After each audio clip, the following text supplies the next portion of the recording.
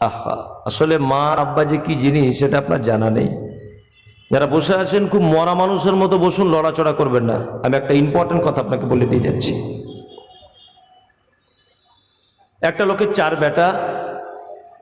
চার বেটায় বিভিন্ন জায়গায় কাজবাজ করে, বিভিন্ন জায়গায়। তা ঈদের এক সপ্তাহ আগে বাড়ি আসছে, সবাই তার স্ত্রীকে ফোন করছে, তোমার জন্য কি নিয়ে যাব? ওর স্ত্রী বলছে বেনারসি শাড়ি। ছেলেকে ফোন করে বলছে তোমার জন্য কি নিয়ে যাব বাবু? বলছে আমার জন্য একটা জিন্সের প্যান্ট আনবে বাবু। বলছে ঠিক আছে। কাজবাজ সব শেষ করে শপিং মলে ঢুকেছে দিল্লিতে, জামা কাপড় কিনছে। আব্বার জন্য বা স্ত্রীর জন্য শাড়ি কিনলো, বেটার জন্য কিনলো, বেটির জন্য কিনলো। ওর স্ত্রী ফোন করছে, হ্যালো কোথায় আছো গো সাইফুলের আব্বু? না তোমাদের জন্য শাড়ি জামা কাপড় কিনবো, কালকে ট্রেনের টিকিট আছে, বাড়ি যাবো ওই জন্য। বলছে কেনা হয়ে গেছে? বলছে হ্যাঁ তোমাদের সবার হয়ে গেছে, আর মায়ের জন্য একটা শাড়ি কিনবো ভাবছি। ওর স্ত্রী তখন বলছে কি বাবা মায়ের জন্য শাড়ি কিনবে মানে? প্রত্যেক বছরে তোমার মাকে তুমিই শাড়ি দিবে, আর তোমার তিনটে ভাই চোখে দেখতে পায় না? চলে আসো, শাড়ি কিনতে হবে না, তোমার মায়ের গাদা গাদা শাড়ি। এখন বইয়ের কথা কে না শোনে? হ্যাঁ, বইয়ের কথা কে না শোনে? ও দিল্লি থেকে বাড়ি চলে এলো, মায়ের জন্য শাড়ি কিনলো না স্ত্রীর ভয়ে। তিনটে ভাই আরো ছিল, তারাও একই কেস, কেউ শাড়ি কিনতে পারলো না। চলে এলো, বাড়িতে চলে এলো। বাড়িতে আসার পরে আপনার স্ত্রী নতুন শাড়ি পরে ঘুরছে, ঈদের দিন সবাই আতর সুরমা মেখে নামাজ পড়তে যাচ্ছে ঈদগাহে। আপনার মাও আস্তে আস্তে আস্তে আস্তে লাঠি নিয়ে নামাজ পড়তে গেল। সে আগের বছরের একটা শাড়ি ছিল, ওই শাড়িটা পরে। আপনার আব্বার আগের বছরের একটা লুঙ্গি ছিল, সেই লুঙ্গিটা পরে ঈদের নামাজ পড়তে চলে গেল। বুড়ো মানুষ, ঈদের দিন বাড়িতে ভালো মন্দ রান্না করা হলো, তাদের খেতে দেওয়া হচ্ছে দুপুর 3টের সময়তে। সকাল থেকে আপনার শালি এসেছিল, শালার বউ এসেছিল, এদেরকে নিয়ে আপনি ব্যস্ত ছিলেন, ওদের কথা একদম ভুলে গিয়েছিলেন। বুড়ো হয়ে গেছে তো তাই। আহা, তোমার মা তোমার 2তলা বাড়ি, সিঁড়ি দিয়ে উপরে উঠতে পারে না, নিচে মশারি টাঙিয়ে বসে থাকে, আর মনে মনে ভাবে বৌমা কখন একটু সিমাই রান্না দেবে, কখন একটু পায়েস করে দেবে, আমি একটু খাবো। 3টের সময় বৌমার টাইম হয়েছে, পায়েস রান্না করে শাশুড়িকে দিতে এসেছে। মশারির ভিতরে দিয়ে বলছে খাবে তো খাও, না খাবে তো সাইডে রেখে দাও। খাবে তো খাও, না খাবে তো সাইডে রেখে দাও। তোমার মায়ের এই অবস্থা কেন? ওই লোকটাই আবার জান্নাতে যাবার জন্য হজ করতে চলে যাচ্ছে মক্কাতে 5 লক্ষ টাকা খরচা করে। ওই লোকটাই। তোমার মা ঈদের দিনে নতুন একটা জামা পেল না, নতুন শাড়ি পেল না। তোমার মা ঈদের দিনে তোমার আব্বা একটা নতুন লুঙ্গি পেল না। তোমার মায়ের অপরাধ কি? তোমার বাপের অপরাধ কি? তোমার বাপ হচ্ছে পৃথিবীর সবথেকে বড় অপরাধী, তোমার মা হচ্ছে পৃথিবীর সবথেকে বড় অপরাধী। তোমার মায়ের অপরাধ কি? তোমার মা ঈদের দিনে নতুন জামা পেল না, তোমার মা ঈদের দিনে 3টের সময়তে খেতে পেল, তোমার আব্বা ঈদের দিনে নতুন লুঙ্গি পেল না। তার কারণ হলো এটা, তোমার মা তোমাকে পৃথিবীর আলো দেখাতে গিয়ে হসপিটালের বেডে পরপুরুষের সামনে উলঙ্গ হতে হয়েছিল তোমার মায়ের। এটা তোমার মায়ের জীবনের সবথেকে বড় অপরাধ। তোমার মা ছিল পর্দানাসীন মহিলা, তোমার মা পরপুরুষের সামনে মুখ দেখাতো না। ওই মহিলাটাই হসপিটালে ভর্তি হয়েছে তোমাকে জন্ম দিতে গিয়ে। পরপুরুষ ডাক্তার তোমার মায়ের লজ্জাস্থান দেখে নিয়েছে, তোমার মাকে উলঙ্গ করে দিয়েছে। তোমার মা একবারও বলেনি না না না আমি বাচ্চা জন্ম দেব না। তোমার মা উলঙ্গ হতে পেরেছে শুধু তোমাকে পৃথিবীতে আনার জন্য। তোমার মা মানে হলো, তোমার মায়ের বয়স তখন 17 থেকে 20 বছর। তোমার মা টকটকে অপরূপা চরমা সুন্দরী। তোমার মাকে দেখে কোনজন? তোমার মায়ের চামড়াগুলো রসুনের খোলার মতো সাদা ধপ ধপ করে। তোমার মা এত সুন্দরী, ডাক্তারখানাতে গেল, তুমি তখন পেটে ছিলে, ডাক্তার বাবু বলেছে নরমালে হবে না, সিজার করতে হবে। ডাক্তার বাবুরা ধারালো কাঁচি দিয়ে 1 বিঘা সম পরিমাণ পেট কেটে তোমাকে বার করা হলো।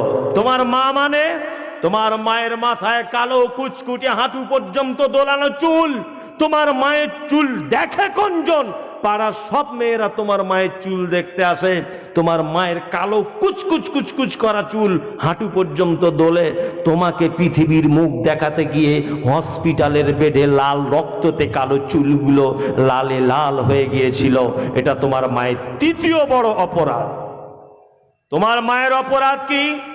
চিকিৎসা বিজ্ঞানীরা বলেছে একজন শিশু তার মায়ের দৈনিক 8 বার করে দুধ পান করে, প্রত্যেকবারে 250 গ্রাম করে দুধ পান করে। কোরআনের ভাষাতে 30 মাস তোমার মা তোমাকে দুধ পান করিয়েছে। 30 মাস যদি তুমি দুধ পান করো, 1800 কেজির মতো দুধ তুমি পান করেছ।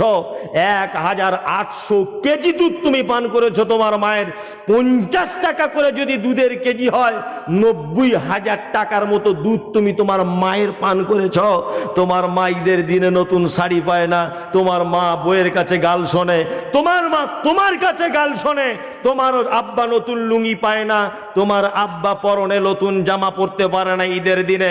তোমার আব্বা পয়সার অভাবে চায়ের দোকানে বসে থাকে মন মরা করে, সবাই চা পান করে, তোমার আব্বার পয়সা নেই বলে বসে থাকে, লাজে তোমার কাছে 10 টাকা চাইতে পারে না। তোমার মাকে বারবার বিরক্ত হয়ে বলে, কই 10টা টাকা দাও না, চায়ের দোকানে গিয়ে চা খায়। তোমার মা বলে, আমার মুখে বিষ ঢেলে দাও, আমার কি ইনকাম করার রাস্তা আছে যে তোমাকে আমি পয়সা দিতে যাব? এই রকম হচ্ছে তোমার মায়ের অবদান। এটা তোমার বাপের অবদান। তুমি দামি স্কুলে পড়বে বলে, দামি মিশনে পড়বে বলে, পৌষ মাসের হাড় কাঁপানে চরম শীতের সময়তে তোমার আব্বা নিজে ভালো জ্যাকেট, ভালো সোয়েটার ব্যবহার না করে তোমার জন্য বাজার থেকে দামি সোয়েটার, দামি চাদর কিনে এনেছিল।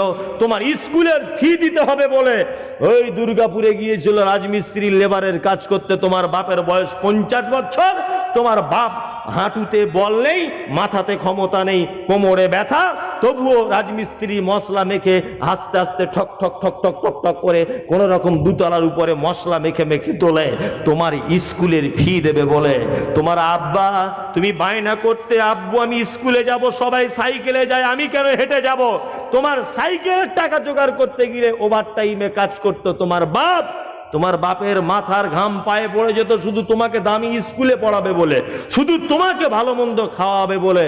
আজকে তার পরিণতি হলো মশারির ভিতরে ঈদের দিন বসে আছে, আর 3টের সময়তে তুমি খাবার পৌঁছে দিয়েছ। আল্লাহর কোরআন বলেছে, আল্লাযীনা ইউনফিকুন, কোথায় দান করব? জি, ইয়াসআলুনাকা মাযা ইউনফিকুন, নবী কোথায় দান করব? উত্তম দান কি? বিশ্ব নবীকে আবার কোরআন দিয়ে বলা হচ্ছে, কুল, আপনি বলুন, মা আনফাকতুম মিন খাইরিন ফালিল ওয়ালিদাইন ওয়াল আকরাবিন ওয়াল ইয়াতামা ওয়াল মাসাকিন ওয়াবনিস সাবিল ওয়া মা তাফআলু মিন খাইরিন ফা ইন্নাল্লাহা বিহি আলিম। সারা পৃথিবীর যত জায়গা দানের রয়েছে, এতিমকে দান করা যায়, মিসকিনকে দান করা যায়, গরিব দুস্থকে দান করা যায়, মাদ্রাসায় দান করা যায়, মসজিদে দান করা যায়, মক্তবে দান করা যায়, দুস্থ মানুষদের দান করা যায়। বিভিন্ন যত দানের খাত রয়েছে, আল্লাহ সুবহানাহু ওয়া তাআলা সর্বপ্রথম খাত বর্ণনা করলেন, ওয়ালিদাইন, তোমার পিতামাতার জন্য তোমরা দান করো, তোমার পিতামাতার জন্য তোমরা খরচা করো। কারণ পৃথিবীতে আল্লাহর পরে পরেই তোমাকে লালন পালন করার জন্য যদি কারোর অবদান থাকে, তাহলে তোমার মায়ের, আর কারো নয়। আর কারো আছে? আর কারো আছে? আল্লাহর পরে পরে আপনি যত বড় হয়েছেন, আর কারো অবদান রয়েছে? কারো অবদান নেই। লোকমান হাকিম তার ছেলেকে বলছেন, ওয়াসাইনাল ইনসান, বেটা কখনোই যেন পিতামাতার সঙ্গে অসৎ ব্যবহার করিও না। বলতে গেলে অনেক টাইম চলে যাবে, এটা মাদ্রাসার জলসা। অবশ্যই যাদের পিতামাতা বেঁচে আছে, যাদের পিতামাতা দুনিয়া ছেড়ে চলে গেছে, আমাদের বাজারে একটা ভ্রান্ত ধারণা আছে যে জীবিত মানুষদের নামে দান করতে নেই, মরা মানুষদের নামে দান করতে হয়, তাই না? আছে? আপনাকে আমি 2টো পদ্ধতি বলে দিয়ে যাচ্ছি, 2টো পদ্ধতি খুব মন দিয়ে শুনে নেন। আপনার বাড়িতে ফকির এসেছে, যখন ভিক্ষা দিতে পাঠাবেন, আপনি নিজে যাবেন না, আপনার ছোট্ট বাচ্চাকে পাঠাবেন। কি বলছি বুঝতে পারছেন? আপনার বাচ্চা ভিক্ষা দিতে অভ্যস্ত হোক, ও যেন জানতে পারে যে আমার মা ভিক্ষা দিত, আমাকেও ভিক্ষা দিতে হবে। 2,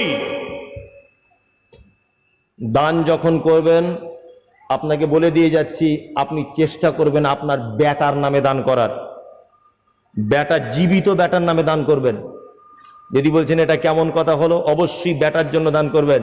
যে আমি মোহাম্মদ মমতাজুল ইসলাম, আমার বেটা সাইফুল্লাহ, তার জন্য আমি 2000 টাকা দান করলাম, আমার বেটা যেন সুস্থ থাকে।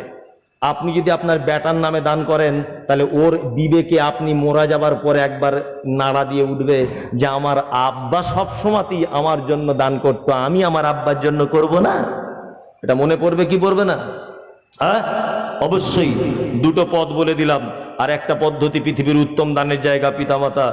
আমি বেশি টাকা পয়সা চাইবো না, আদায়ও করবো না। রাত্রি এখন 1টা বাজে, আমি আদায় বেশি ভালো করতে পারি না, তবে আমি 20 জন মানুষ, আপনারা 20 জন, বেশি টাকা নয়, 2000 টাকা আপনার 10 জন দেন, যে আমি আমার আব্বা মায়ের জন্য টাকাটা দেব মাদ্রাসার উদ্দেশ্যে। বলুন 10 জন লোক। এই ইউটিউবাররা কেউ উঠো না ভাই, গন্ডগোল করবে না, বসো। ও মাশাআল্লাহ, শুক্রিয়া। এই যে ছেলেটা টাকা দিয়েছে, এর বাড়ি ঝাড়খণ্ডে, এর নাম নাজমি আলম। আমি আসছিলাম গাড়ি নিয়ে, আমার নিজের গাড়ি নিয়ে, তো বলছে মাওলানা সাহেব আমি নতুন 4 চাকা কিনেছি, আমার খুব শখ যে আপনার সঙ্গে আমি একবার জলসায় বেড়াতে যাব। তা আমি আমার গাড়িটা মুর্শিদাবাদ এক জায়গায় রাস্তার ধারে রেখে দিয়ে ভাইয়ের গাড়ি করে চলে এসেছি। ঝাড়খণ্ডে বাড়ি, একজন কন্ট্রাক্টর। আমি দেখেছি যেখানেই ওর সঙ্গে মোলাকাত হয়েছে, টাকা না দিয়ে কোথাও যাবে না। এত আল্লাহ হাত বড় করেছে, সামনাসামনি বলা যদিও ঠিক নয়, এত বড় মনের মানুষ। আল্লাহ তুমি ওনার আব্বা মাকে ক্ষমা করে দাও, বলুন আমিন। আপনার 2000 না পারেন, অন্তত 1000 করে 10টা লোক বলুন যারা আছেন। একটা লোক বলুন যে আমি আমার আব্বা মায়ের জন্য এই টাকাটা দিলাম। একটা লোক অন্তত বলুন, মনটা ঠান্ডা হোক, যে একটা লোক দিয়েছিল। আলহামদুলিল্লাহ, দেবে না এটাই নিয়ত করেই বসে আছেন, তাই তো? না দিবেন না দিবেন ওটা আমার কিছু যায় আসে না। আপনাকে আমি দেখতে চাইছিলাম যে আল্লাহ আপনার দান গ্রহণ করছে কিনা। একজন উঠে আসছেন, আপনি 1000 টাকা দেন, আমি তো 10,000 টাকা চাইনি। একজন হয়েছে। আর একটা লোক বলুন, 5 জন অন্তত হন, যে আমি আমার আব্বা মায়ের জন্য 1000 টাকা দিচ্ছি, এখন নেই আমি পরে দেবো, আলহামদুলিল্লাহ। আর একজন দিলেন, এই ভাই দিলেন 1000 টাকা। আর কেউ আছেন ভাই? 1000 টাকা তো কোনো ব্যাপার নেই, এখন না থাকে পরে দিয়ে দেবেন। কেউ আছেন? জি, একটা লোক বলুন যে আমি 1000 টাকা দেবো। হাতটা তুলুন একটু মেহরবানি করে। আমি জানি যে আপনারা সকলে দিয়ে দিয়েছেন। আরে জালে তো সব মাছ ওঠে না, কিছু মাছ তো থাকে। হ্যাঁ না, আমার আগের বক্তার জাল মনে হয় খুব দামি জাল। কি তুমি দিচ্ছ এটা? হ্যাঁ, এ একটা ইউটিউবার মঞ্জুর, এই যা দানগুলো আসছে এগুলো কিন্তু সব আমার সঙ্গে যারা এসছে তারা দিচ্ছে। এটা যেন মাথায় থেকে 1000 করে যারা দিচ্ছে, এরা আমার সঙ্গেই এসেছে। 500 দিলে 500 পরে দিবে। 500 দিলে 500 পরে দিবেন। তার মানে ভাববে না যে আমার সঙ্গে 10-12টা লোক এসেছে মানে এরা মনে লস করে দিল, সবাই দেবে। কি বলছি বুঝতে পারছেন না? এরা যেখানেই যায় দেয়। মঞ্জুর ও খুব আমার মানে আপনজন, খুব আপনজন, একটা ইউটিউবার মঞ্জুর বিন আব্দুল জলিল। ও দিয়েছে 1000 টাকা। আল্লাহ তুমি তার দান গ্রহণ করে নাও, আমিন। আর মুখতার, এ একটা ইউটিউব চ্যানেল আছে, ও এসেছে, ও দিয়েছে 1000 টাকা। আর আমার নাজমি আলম ভাই দিয়েছেন 1000। আরো দিয়েছেন কেউ। এখানকার স্থানীয় মানুষ দিয়েছেন মাত্র 3 জন। স্থানীয় মানুষ 3 জন। 4 জনে একটা হাত তুলুন, বিরক্ত হয়ে উঠে যাবেন না। আর 2-1 মিনিট আমি থাকবো, একটু হাতটা তুলুন। অন্তত বলুন যে শেখ আমি 500 টাকা দিচ্ছি আমার আব্বা মায়ের জন্য। মনে পড়ে না রাতের বেলা তাদের কথা? তার সম্পত্তিতে বসে আছেন, তার ব্লাড আপনার শরীরে চলছে এখনো পর্যন্ত, মনে পড়ছে না? একটুখানিও দয়া হয় না আপনার মনে যে আজকে গভীর রাতে মাদ্রাসায় আমার আব্বা মায়ের জন্য দিব এই টাকাটা?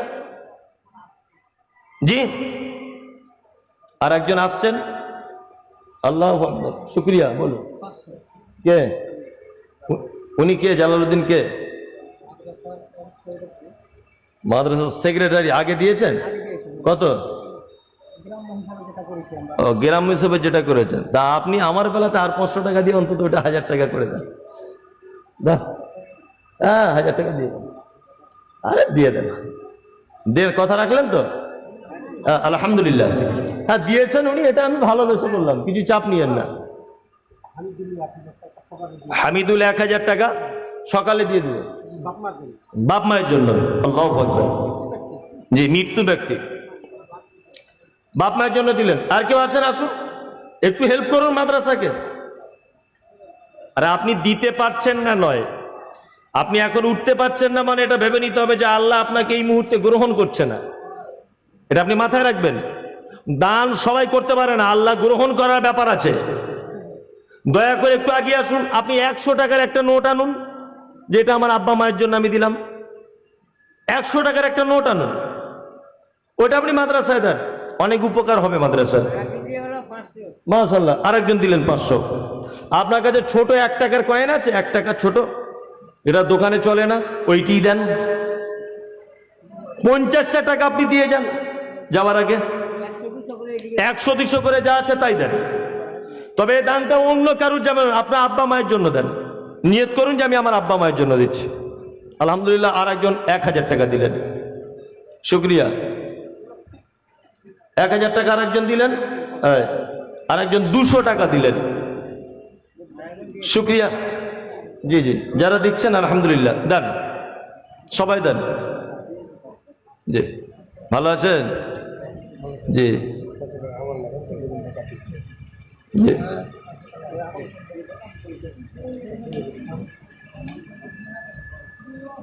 জি দেন, সবাই দেন, 10-20 টাকা করে সবাই দেন। দেন, যার কাছে যা আছে তাই দেন। কিছু না দিলে আপনি কৃপণ, কিছু দিলে আপনি দানি। জি, শুক্রিয়া।